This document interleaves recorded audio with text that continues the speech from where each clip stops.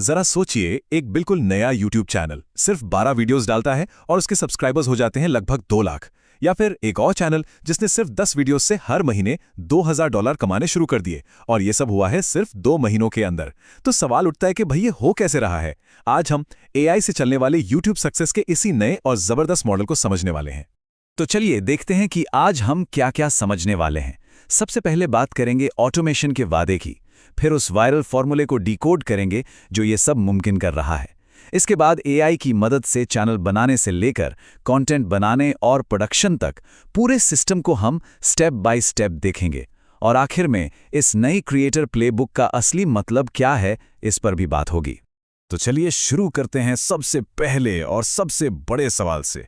आखिर ये बिल्कुल नए चैनल्स इतनी तेजी से ग्रो कैसे कर रहे हैं? और इसका जवाब यकीन मानिए काफी हैरान करने वाला है।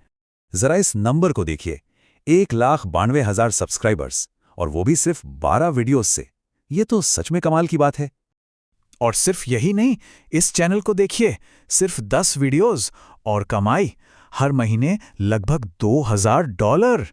एक बिल्कुल नए चैनल के लिए ये कमाई बहुत बहुत ही शानदार है। तो यही सवाल सबके दिमाग में घूम रहा है ना, कि आखिर सिर्फ 2 महीनों में इतने जबरदस्त रिजल्ट्स कैसे आ सकते हैं? इस कामयाबी के पीछे का राज क्या है? और इस सवाल का जवाब है YouTube ऑटोमेशन। ये एक ऐसा कंटेंट मॉडल है जहां वीडियो बनाने का लगभग पूरा का पूरा काम, मतलब आइडिया सोचने से लेकर स्क्रिप्ट लिखने, वॉइस ओवर करने और यहां तक कि एडिटिंग तक, सब कुछ आर्टिफिशियल इंटेलिजेंस यानी AI संभालता है। एक तरह से कहें तो ये पूरी की पूरी ऑटोमेटिक फैक्ट्री है। अच्छा, तो अब ये सिस्टम काम कैसे करता है, ये जानने से पहले ये समझना ज़रूरी है कि ये काम क्यों करता है। मतलब इसकी कामयाबी के पीछे की स्ट्रैटेजी क्या है। दरअसल ये पूरी स्ट्रैटेजी 2 मजबूत पिलर्स पर खड़ी है। पहला पिलर है ब्रांडिंग और पैकेजिंग, मतलब चैनल की एक ऐसी पहचान बनाना जो भीड़ में अलग से दिखे और लोगों को याद रह जाए।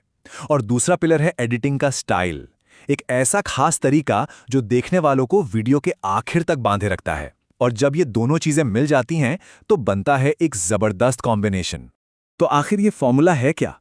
देखिए, जो चैनल्स कामयाब हो रहे हैं वो सेल्फ इंप्रूवमेंट जैसे किसी एक टॉपिक पर फोकस करते हैं। वो नॉर्मल स्टॉक फुटेज या बी-रोल की जगह मूवी क्लिप्स का इस्तेमाल करते हैं। वीडियो की लंबाई 4 से 5 मिनट के बीच रखते हैं और थंबनेल बिल्कुल साफ सुथरे मिनिमलिस्ट स्टाइल वाले होते हैं, जिनमें ध्यान खींचने के लिए खास तौर पर लाल रंग का इस्तेमाल होता है। चलिए अब इस पूरी प्रक्रिया को स्टेप बाय स्टेप समझते हैं।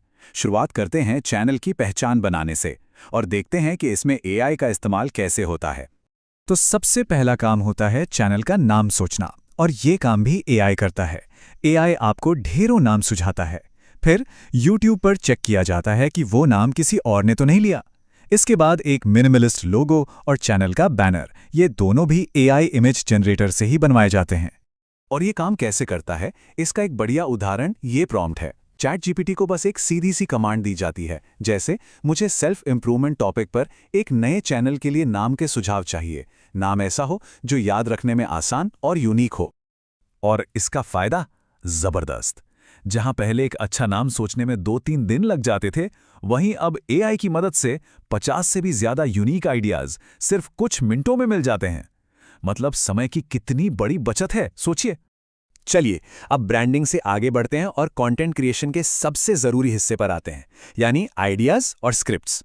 और यहां पर भी AI का रोल कमाल का है। वो ना सिर्फ वायरल हो सकने वाले आइडियाज सोचता है, बल्कि शानदार स्क्रिप्ट्स भी लिखकर देता है।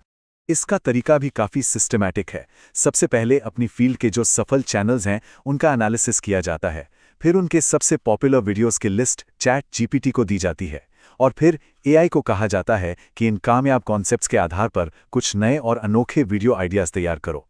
और इसके लिए AI को एक बहुत ही पावरफुल प्रॉम्प्ट दिया जाता है। उसे एक तरह से YouTube कंटेंट स्ट्रैटेजिस्ट की भूमिका में डाल दिया जाता है। उससे कहा जाता है कि देखो, इन लिस्ट्स में ऑडियंस की साइकोलॉजी को समझो और फिर ऐसे नए वीडियो आइडियाज दो जो बिल्कुल फ्रेश हो। अब बात करते हैं स्क्रिप्ट लिखने की, और इसका तरीका तो और भी ज्यादा दिलचस्प है। इसमें क्या होता है कि जो वीडियोस पहले से ही बहुत अच्छा कर रहे हैं, उनकी स्क्रिप्ट को एक मॉडल की तरह इस्तेमाल किया जाता है। AI उन स्क्रिप्ट्स के टोन और पेसिंग, यानी बोलने के अंदाज और रफ्तार को एनालाइज करता है और फिर उसी स्टाइल को कॉपी करके एक बिल्कुल नए टॉपिक पर एक नई स्क्रिप्ट तैयार कर देता है। और नतीजा, नतीजा ये है कि जिस स्क्रिप्ट को लिखने में पहले 5 दिन लग सकते थे, वो काम अब सिर्फ 5 मिनट में हो जाता है। ये इस ऑटोमेशन मॉडल का शायद सबसे बड़ा फायदा है। तो अब स्क्रिप्ट भी तैयार है। अब आते हैं क्रिएशन के आखिरी पड़ाव पर, यानी प्रोडक्शन लाइन पर। यहाँ एआई टूल्स वीडियो के सभी हिस्सों, आवाज, वीडियो और विजुअल्स को एक साथ लाने का काम करते हैं।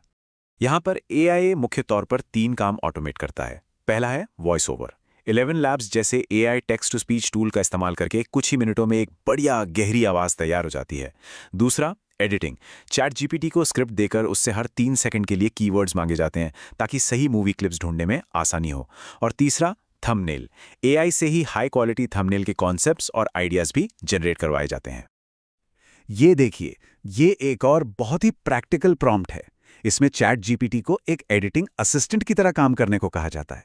उसे स्क्रिप्ट दी जाती है और बोला जाता है कि हर 3 सेकंड के लिए एक कीवर्ड बताओ जिसे मूवी क्लिप वेबसाइट पर सर्च किया जा सके। इससे सही क्लिप ढूंढने का काम कई गुना आसान और तेज हो जाता है। तो कुल मिलाकर ये पूरी प्रक्रिया एक नए और बार बार इस्तेमाल किए जा सकने वाले सिस्टम की तरह है। एक ऐसी नई प्लेबुक जो कंटेंट क्रिएशन के तरीके को पूरी तरह से बदल रही है। तो अगर हम इसे सार में देखें तो ये 3 फेज का सिस्टम है। फेज 1, एआई की मदद से चैनल की नींव तैयार करना, नाम, logo, banner. Phase 2, content engine, AI से आइडियाज और स्क्रिप्ट्स बनवाना। और फेज 3, ऑटोमेटेड प्रोडक्शन, एआई से ही वॉइस ओवर, एडिटिंग के लिए कीवर्ड्स और थंबनेल बनवाना। और सबसे बड़ी बात, जो काम पहले हफ्तों लेता था वो अब हर वीडियो के लिए सिर्फ 1 से 2 घंटे में पूरा हो जाता है। तो ये सब देखने के बाद आखिर में एक बहुत बड़ा और सोचने पर मजबूर करने वाला सवाल खड़ा होता है। जैसे जैसे एआई कंटेंट बनाने के हर एक स्टेप को ऑटोमेट करता जा रहा है, तो फिर भविष्य में एक क्रिएटर होने का असली मतलब क्या रह जाएगा? ये एक ऐसा सवाल है जिस पर सोचना बहुत जरूरी है।